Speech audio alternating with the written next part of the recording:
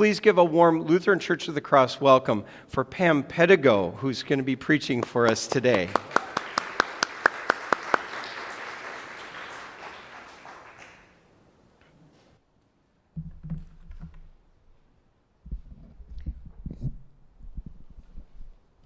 Good morning.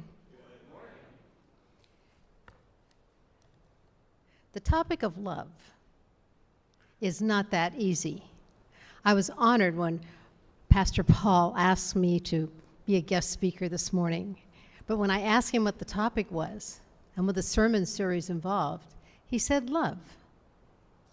Now that sounds easy, but it's not.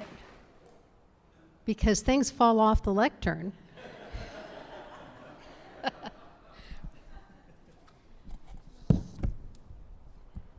The fact that I can still bend over is good. I remember in the 50s, there was a song, or maybe it was the 60s, called Wonder, Wonder Who Wrote the Book of Love. Remember that song? Well, I know who wrote the Book of Love. And I learned this not from my parents, not from a church in the San Fernando Valley where I grew up, not from Detroit where I lived for a few years before I came back to California. I learned this from a Bible verse on a billboard near the Board of Realtors in Laguna Hills. Can you imagine? Here I am at a meeting, and I looked up and it said, I am with you always, even to the end of the age. I thought, I don't know who that guy is, but I'd like to know him. Because not everybody grew up with wonderful parents. Now, I'm sure you're all wonderful parents in here, but think back to your childhood. Not everybody had a happy childhood. I would like to think that everybody did, because we all know that people in the church are always happy all the time. Well, they're not. And I saw that Bible verse, and I thought, I wonder, that seems really nice. I wonder what it means. So I went to, it was a church in Laguna Hills off of McKenzie. And I went into their church office, and I said, I have a question. Can you tell me where it says that? And who said that? Because I find it extremely comforting. And she said, well, it's in the Bible. Like everybody has one of those. And I said, where? She wrote on a piece of paper, Matthew 28. She asked me if I had a Bible. I said, nope. Nobody in my family has a Bible because we weren't supposed to. There's a reason for that, but I won't go into it now. We weren't supposed to. We were bad people. So do you remember Sunshine Bookstore in Mission Viejo? So I went to Sunshine, and I said to the lady, I need to buy a Bible. And she said, what kind would you like?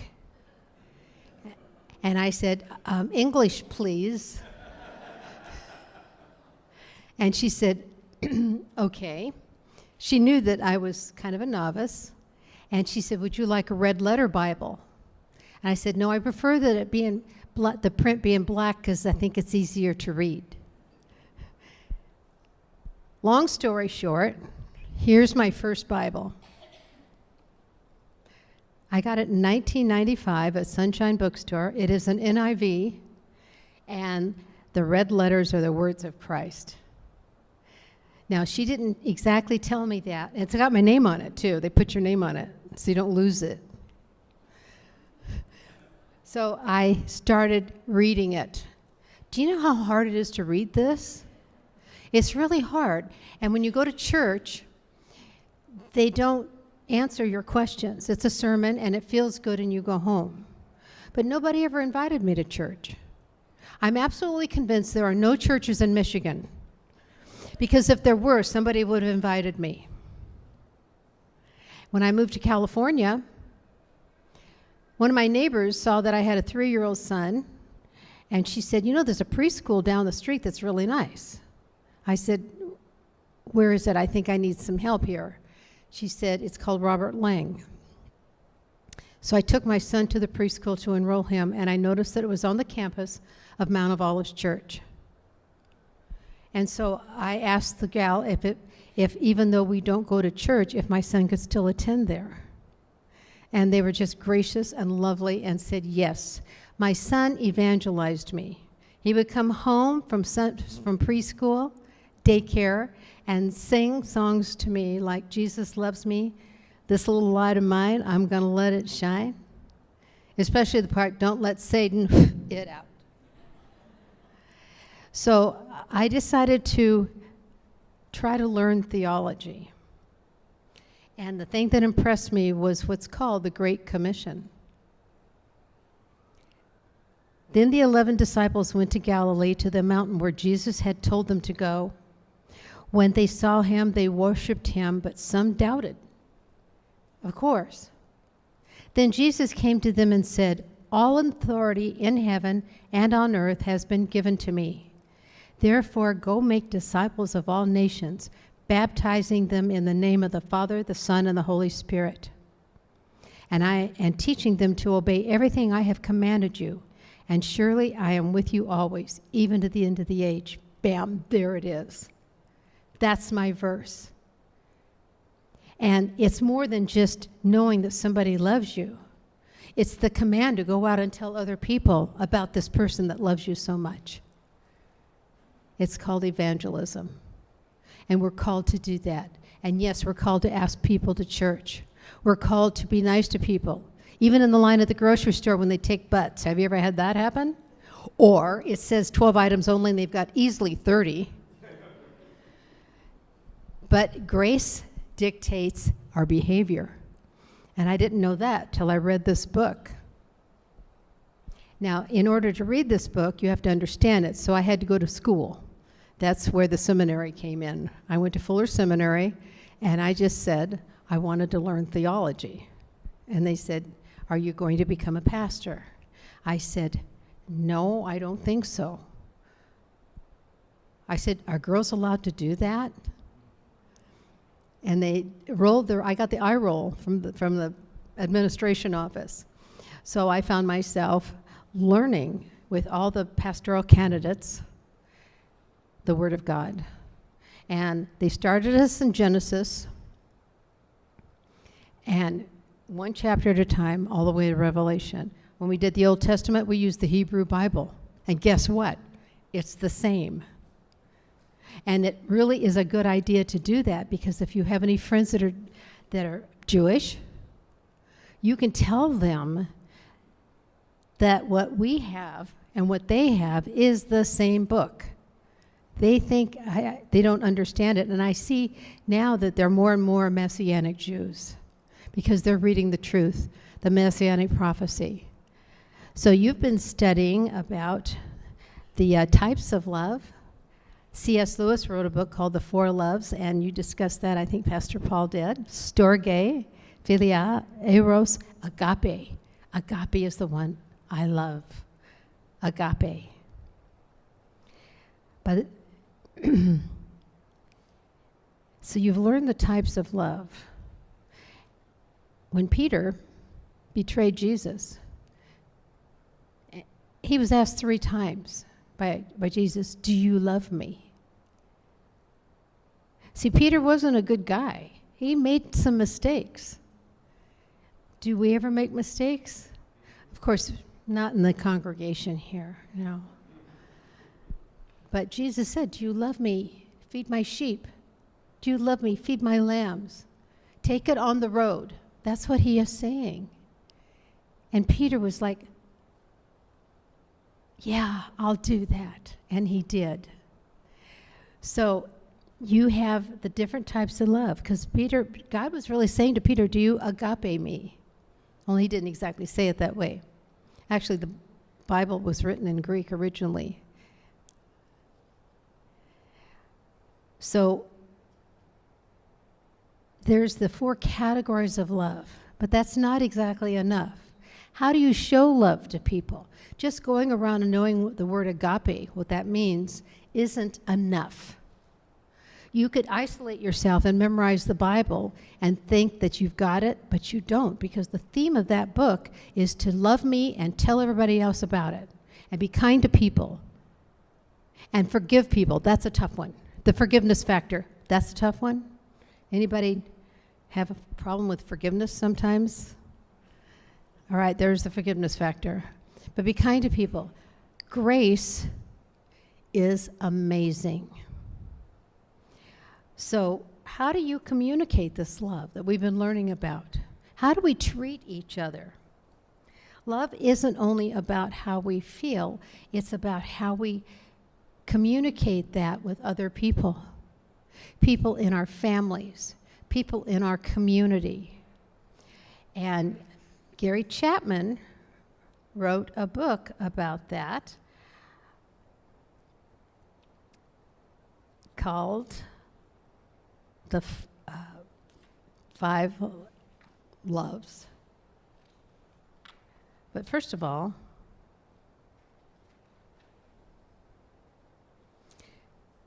Jesus was approached by one of the Pharisees asking the greatest commandment. Remember, they were coming out of the law. What is the greatest commandment? Love the Lord your God with all your heart, your mind, your soul, and love your neighbor as yourself. And one of the guys said, well, who's my neighbor? All right, what was the next parable? You know this, the Good Samaritan. And he said, all right, say you're walking along and somebody is hurting and they're not from your political party. I'll just use that. Or your church. You just walk by them and say, yeah, serves you right. Say they're not your friend. No. In that parable, that person was taken care of completely. So he was shown love. And Jesus said, the one who had mercy on him, he said, go and do likewise. So he was given the instruction. So in the Gospels, we learn how to love. The words of affirmation. There's 5 qualities in the Gary Chapman book, and I think that you mentioned it. I have it. I read it because I got assigned a book by Pastor Paul. The Concept of Love Languages by Gary Chapman talks about how to take the love that we've learned and show it to other people. You can't just carry a Bible around. It scares people, especially if you're going to their house to visit. They get scared. Now, people come to my door because my doormat and the front door says, as for me and my house, we will serve the Lord, which is Joshua. And so I get the people that come to your door. But you know who never comes to my door? Lutherans. Yeah. I always tell people when they come to your door, answer it and read them the Apostles' Creed. That's not hard. It's written in your bulletin. Take one of your, these are nice bulletins, by the way. I have to commend Carrie, the gal that did the bulletin. She's a superstar. Always have a bulletin near your door or in your car with you or in your purse so you can recite the Apostles' Creed. If somebody said, what do you believe? But now how do you show that love? Well, one thing is communication. But how about acts of service? In relationships, we have to sometimes relearn how to treat people because maybe as children we weren't treated that way. I personally had mean people in my life. You know, mean people. They didn't show love. I think it's because somebody hurt them. You've heard the expression, hurt people hurt people. So it's something that had to be relearned.